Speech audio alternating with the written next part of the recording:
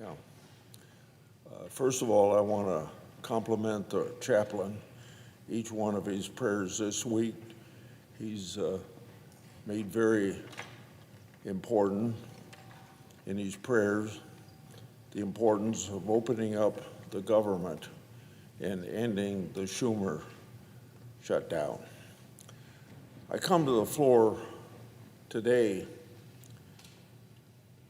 to speak about the Department of Health and Human Services inspectors general routinely issuing recommendations to improve the operation of health care programs and to produce savings for the taxpayers. Until this year, two very important and top HHS Inspector General recommendations were unaddressed, and they should have been addressed because these are egregious wastes of taxpayers' monies. Number one, the report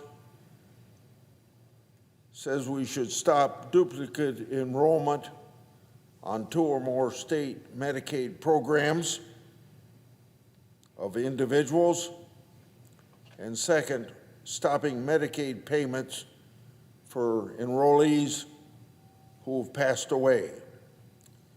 The tax bill signed by President Trump July 4th puts an end to this fraud, waste, and abuse in the Medicaid program. That legislation establishes solutions to stop duplicate enrollments and sending payments out for deceased enrollees and providers.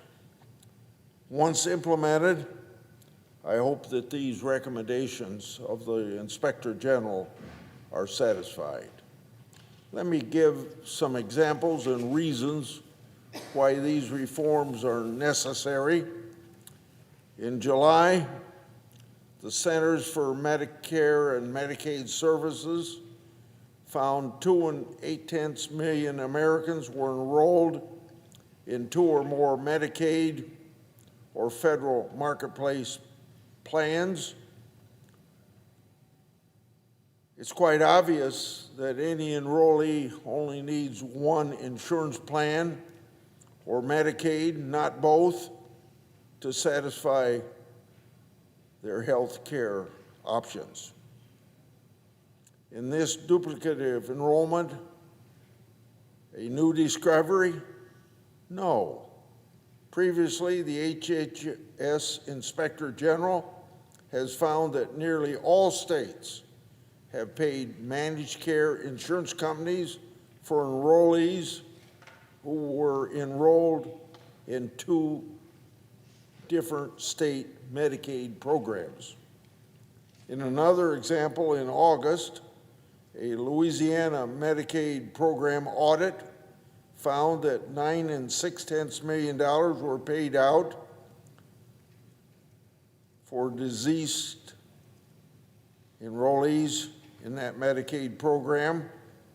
In other words, showing how stupid it is to pay for health care for people who have died. Now, do you happen to think that Louisiana is an isolated incident? It is not an isolated incident. In the past decade, HHS Inspector General has uncovered similar fraudulent payments paid out for deceased enrollees in at least 17 states.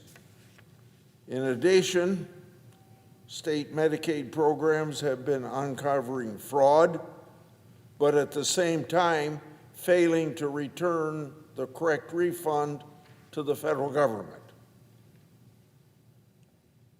Last year, 4 states were found by the HHS Inspector General for failing to report and return federal Medicaid overpayments. Using the resources established in the 2025 tax bill, we will put a stop to this and save taxpayers over $24 billion over 10 years.